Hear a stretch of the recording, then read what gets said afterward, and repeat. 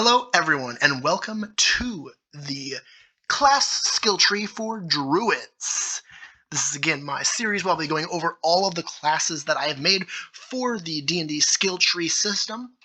If you don't know how this system works or would like a refresher, I just posted a video explaining the full thing in better detail than I've ever before, and I'll link that in the description below. But if you're ready to watch the video, or if you're new but don't want to watch the tutorial, just go ahead and listen and you'll probably figure it out as we get going. So, when we start as a druid, we get a d8 in hit dice. Dexterity is our major stat, but that is only because wisdom is our spell stat, and wisdom will be the main thing you'll be wanting to boost during this class because it fuels most of your features.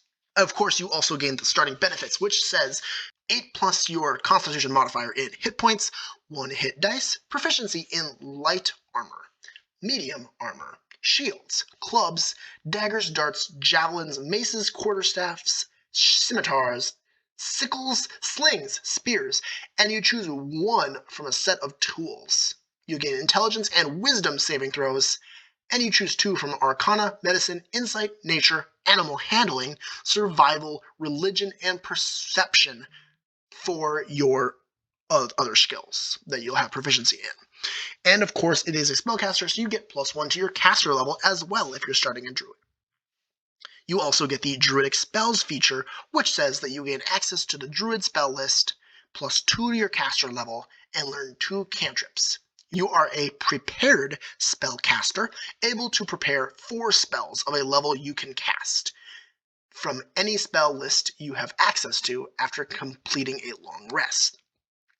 This number of prepared spells will increase with a plus hashtag, which is representation of any number, prepared spells feature. So if you were to gain a +2 prepared spells feature, you'd be able to prepare 2 more spells every long rest, in addition to the 4 that you get off the start. The first feature we're obviously going to want to grab here is Wild Shape. Wild Shape kind of serves as the main feature druids get other than their spell casting. And what it does is you can use your action to magically assume the shape of a beast. You can use this feature twice. You regain all expended uses when you finish a short or long rest. You cannot transform into a beast that has a special movement speed, and the beast's challenge rating must be 1/4. This will increase with a plus hashtag CR feature, which of course will give you more CR that you can turn into. You can stay in the beast's shape for a number of hours equal to half your branches in Druid, rounded down. You then revert to your normal form unless you expend another use of your feature. You can revert to your normal form earlier by using a bonus action on your turn while you are transformed. The following rules apply. Your game statistics are replaced by the statistics of the beast, but you retain your alignment, personality, intelligence, wisdom, and charisma scores. You also retain all of your skill and saving throw proficiencies in addition to gaining those of the creature. If the creature has the same proficiency as you and the bonus, its stat block, is higher than yours, use the creature's bonus instead of yours, but if it's lower, then you use yours. If the creature has any legendary or layer actions, you cannot use them. When you transform, you gain temporary hit points equal to the beast's hit points. If all of those temporary hit points from this feature are removed, then you also revert back to your regular form. You can't cast spells, and your ability to speak or take any action that requires hands is limited to the capabilities of your beast form. Transforming doesn't break your concentration on a spell you've already cast, however, or prevent you from taking actions that are part of a spell, such as the Call Lightning that you've already cast. So if you're transformed, you can still use the action to call the lightning down with the Call Lightning spell, but you can't cast Call Lightning while you're transformed. Finally, you retain the benefit of any feature from your class, race, or other sources, and can use them if the new form is physically capable of doing so. However, you can't use any of your special senses, such as dark vision, unless the new form also has that sense. So for example, if you were a druid with monk levels, you would still be able to do the unarmed attacks of a monk if you were transformed into, say, a bear. And that's basically wild shape. It's a little bit different than the baseline Druid had in, 2012, but the 2024 Druid is kind of similar to the way that wild shape works in this edition as well. Next up, we will take a plus 1/4 CR feature. This just allows you to transform into beasts of a challenge rating 1/2 instead of 1/4 from now on. Next, we'll be picking up a +1 caster. Again, druids are spellcasters, and so a lot of the cast will be focused on getting those caster levels and cantrips up. But if we move on, we can get a +1/2 to our CR level over here, which brings us all the way up to 1 CR beasts. Next, we can pick up Climbing Form, which says you get a +1/2 to your max challenge rating, transformations, and you can wild shape into a form with a climb speed. Of course, if we're already grabbing climbing speed, we might as well also grab swimming speed. So over here we grab Swimming Form, which says +1/2 to your max challenge rating transformations, and you can wild shape into a form with a swim speed. Next up, we can grab a +1 to our CR, which brings us all the way up to 3 at this point, because we started at a 1/4, 1/2 at this point, 1 at this point. Both of these gave us a 1/2, which brings us up to 2, and then this will bring us all the way up to CR3 creatures.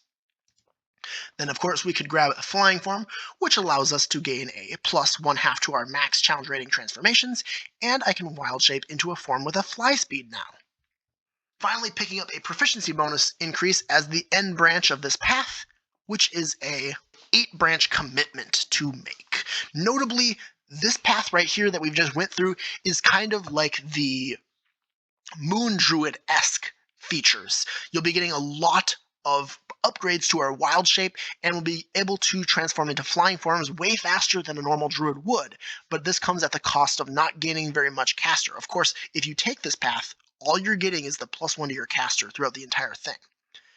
Of course, this does come with the benefits of getting a lot of power on your wild shape. Let's go to the other side of things now and go more towards the caster levels. If we take this ASI this direction, move into a +2 to our caster, and grab 2 more prepared spells. As we continue moving down, we can grab Timeless Body. Timeless Body says that the primal magic that you wield causes you to age more slowly. For every 10 years that pass, your body ages only 1 year. More of a flavorful feature than anything else, but not a terrible branch because it leads us into the next features, which start giving us even more caster levels, a +3 caster over here, followed by another ability score improvement, a +1 to our proficiency bonus, another cantrip, a +3 to our prepared spells, and finally, as the branch end on this path, a +3 to our caster. This is an 11-branch commitment, but it gives you a ton of spellcasting prowess, especially compared to the last path we just took. But we'll continue on into more of the mixing expanse of the Druid's class abilities. You, of course, don't need to be full caster or full wild shape. Perhaps you want to do a bit of both. Let's move into Cast and Curve. This branch tells us that while using your action to wild shape, you can cast a cantrip or a spell with a casting time of 1 action as part of the wild shape action. A super useful ability that just allows you to get your wild shape off right away while still casting that Call Lightning or some other spell that you want to use while you're wild shaped. Again, this can work really great if you're multiclassed into something like Cleric that can give you Spirit Guardians so that you can run around as some sort of, beast that's biting and clawing at their enemies while still dealing all that radiant damage. Next, we can pick up another +1 to our cantrips, another +2 to our caster, and we will go this direction first to pick up a feat, followed by a +3 to our caster level, and a +3 to our prepared spells. This end branch being an 8-branch commitment, and of course Archdruid on the other side will also be an 8-branch commitment. But first we pick up Beast Spells. Beast Spells says that You can cast many of your Druid spells in any shape you assume using the Wild shape. You can perform the semantic and verbal components of a Druid spell well in Beast shape, but you aren't able to provide the material components. So this is important because this means that you can cast spells well Wild shaped from here on out, as long as they don't require material components, that is. A very useful ability. Notably, it is locked to Druid spells, which means multiclassing in this scenario won't help you cast other spells well Wild-shaped, but getting a bit of Druid spell action is always useful also. Next, we can pick up that +2 to our caster level, and the end branch over here, Archdruid. This is a strong feature, which says that you can ignore the verbal and semantic components of your Druid spells, as well as any material components that lack a cost and aren't consumed by a spell. You gain this benefit in both your normal shape and your Beast shape from Wild shape.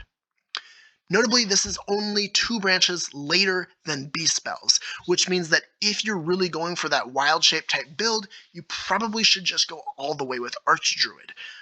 But if you only want a bit of spellcasting while Wild shape, picking up Beast spells and then going this direction to pick up a +3 caster and +3 prepared spells will be better for your overall spellcasting progression. So it really depends on if you're going for a really Wild shape based build or not, whether you want to pick up Archdruid or just stick with Beast spells. Hey, this is me from the editing booth. I just wanted to bring up something that I totally forgot to mention while I was making the class guide, but one thing about Druid that's a little bit interesting is it is a very spellcaster-heavy class, especially on the right side branches. And the left side branches don't really, the only caster levels you get on the left side is the 1+ caster over here when you're going for the higher CR stuff. Now, Druid is a lot different from base class in this version. It has a lot of differences. It's kind of Moon Druid-esque in general, the way that it's been formatted. But something that's really important about Druid that I forgot to mention is that the maximum level of caster you can get to is only 18. Which means if you want to be like a high spellcaster type Druid, you're going to have to take a subclass or multiclass in some other casters to get higher caster level. But a really important part about that fact is that almost every upgrade to your caster is over on this side over here, which means that you can, by level 10, have a 18 in your caster level, which gets you all the way to 8th level spells. And that's really fast. Level 10, 8th level spells, crazy fast. This is actually the fastest class to get caster level. It's even faster than the Wizard. But the Wizard can go all the way to level 35, whereas Druid only ever gets to 18. It actually can get to 19 if you start in the class and then also grab this +1 over here. But that's what makes the Druid so interesting, is that if you take this right side branches, you can get a ton of caster levels really, really, really fast. But if you don't take this right side branches, that's fine too, because you can get a ton of Beast shapes and make your Wild shape really strong really fast as well. You can get all the way to CR, I think it was like 6 or 7 in the class really quickly too. So just show the polarity of the Druid being kind of two-sided in the fact that you can be either like a really strong spellcaster really quickly or be able to Wild shape in a really Moon Druid-esque way. Next up, I'm going to go Druidic here, which if you have not played a Druid before, you probably don't know, but it is a language that you learn. Druidic says you learn Druidic, the secret language of Druids. You can speak the language and use it to leave hidden messages. You and others who know the language automatically spot such a message. Others spot the message's presence with a successful DC 15 Wisdom Perception check, but can't decipher it without magic. A fun, flavorful way of chatting with other Druids in the area. If that is the type of thing you're looking for, it is pretty fun. Next, we'll grab this ASI, a +2 to our prepared spells, and another feat. Before moving into Excess Shape. Excess Shape says you gain an extra use of Wild Shape per long rest. So now you have 3 uses of Wild Shape, but only one of them will come back on a long rest. The other 2 come back on a short rest. So if you end up ever needing all 3 of them, remember that you'll only be getting 2 back on a short rest.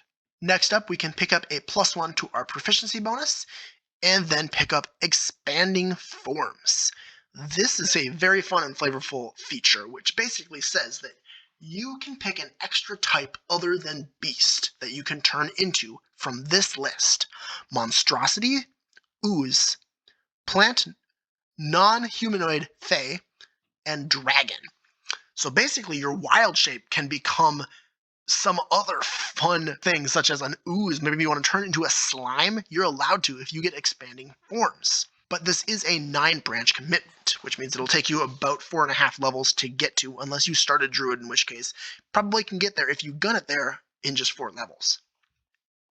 Next up, we will pick up Combat Wild Shape, which says you gain the ability to use your wild shape on your turn as a bonus action rather than an action. Next, you'll get a +1/2 to your CR level and move into Expanding Forms. Expanding Forms is available twice to you, which means you can pick up to 2 from that list that I explained earlier, which is the Monstrosity, Ooze, Plant, Non-Humanoid Fae, and Dragon, of course. Next up, we'll grab Emergency Form. This is a branch end, and it says that when you fall below 0 hit points, you immediately wild shape, even if you have no uses remaining. You will then only fall unconscious if you lose all the temp hit points guaranteed by that form. You can use this feature once per long rest. So basically, if you get knocked below 0 hit points, instead of dying outright, you immediately transform into whatever.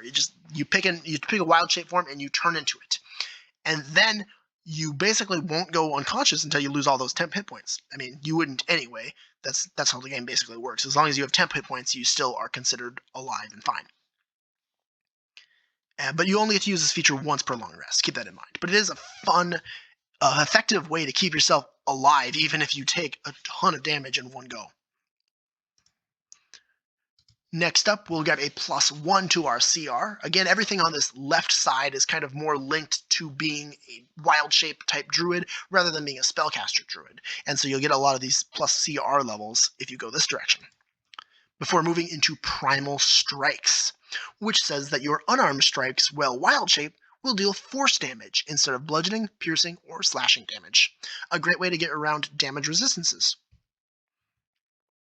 Next up, we'll pick up another +1 to our CR level, and finally grab a feat, before moving into the branch end, which is Linked Life Force. This branch is the farthest out of all the druid class and takes 11 branches to get to. It says that, well, wild-shaped, if an ally heals you, you can gain half the healing in temporary hit points on top of the temp hit points you gained from wild-shaping.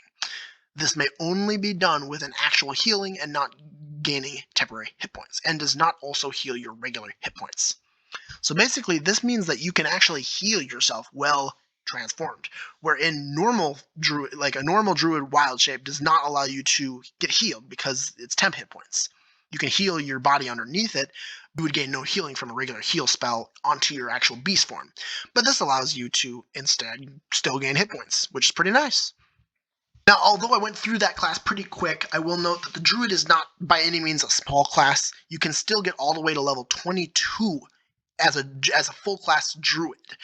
But it is a bit easier to go through these spellcasters because most of their features are just going to be gaining them plus caster and plus prepared spell casting, or known spells in the case of spontaneous casters. And that's because, most of the power in a Druid is on its spell list. Of course, you get access to that spell list right when you get Druidic spells. But of course, with all of these videos, before I end it, we got to go over some feats that work really well with Druid. The first feat I want to bring up that would be really useful on a, scout-based spellcaster, that being the Druid with their ability to wild shape and sneak around, is Observant, a really useful feat for characters that are trying to find things. They gain a +1 to their intelligence or wisdom. You'll probably want wisdom given that you're a druid. And you can read lips, and you have a +5 bonus in passive perception and passive investigation. But if you take this feat at level 2, you cannot be surprised, and you have a +5 bonus to initiative rolls. Very nice. Another great spellcasting-based feat that you can pick up as a druid is Ritualist. This allows you to cast a spell with the ritual tag as a ritual. and that requires 10 extra minutes, but the cast does not expend a spell slot. A great way to take some of those, more niche spells that, maybe it's water breathing or speak with animals that you want to use, but you don't want to spend a spell slot on it. So now you can use Ritualist to get those down. Of course, we can't talk about feats without going over the Initiate feat for Druids. For Druid Initiate, it says you can learn the Cure Wounds spell, and when you cast it, roll d12s instead of d8s. You also cast the spell once per short rest without using a spell slot.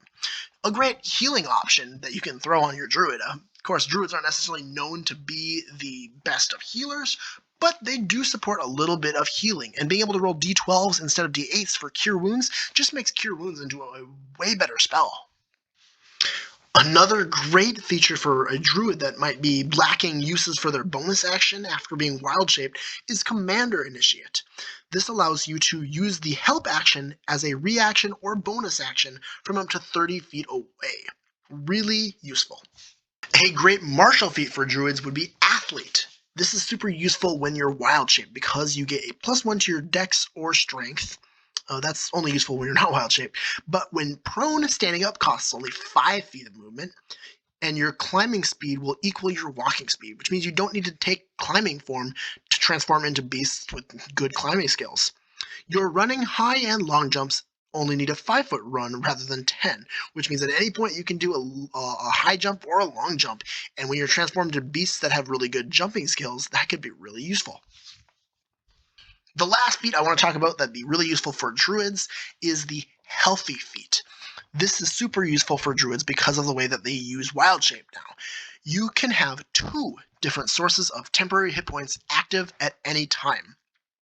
Not only does this mean that you could Wild Shape and have 2 different hit point totals that are being drained from to keep your form active for longer, but if you're Wild Shaped and you somehow gain another source of temporary hit points, that can stack on top of your wild shape. So you could be a wild-shaped Druid that's, a bear or something, and then somehow cast Armor of Agathis on yourself. And now you are like a frost bear that's dealing damage to everything that's attacking you, while you're, taking those hit points off your bear form instead of your Armor of Agathis, meaning that the bear's going to die before the Armor of Agathis goes down. And if it does go down, you can just transform back into that bear and keep Armor of Agathis going constantly.